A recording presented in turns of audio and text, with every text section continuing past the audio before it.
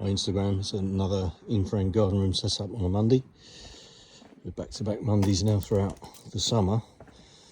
Hardy plank for our non-visible sides, all of our A1 non-combustible CP board there to wrap the building, wrap the underneath, sides and the roof, add that racking strength to our steel frame system and close off the underside. Also our Ega Protect floor there that's got the extra protection layer on, just like you would in a new build. We've got our Cortizo Crital style doors all lined up ready.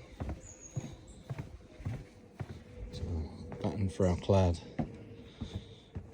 perforated starter trims, our complementary aluminium powder coat trims that we run all around our external corners, non-combustible dry therm cavity slabs, so steel, and there's our CP board on top, and that board flips over so we're completely closed underneath. Is the team.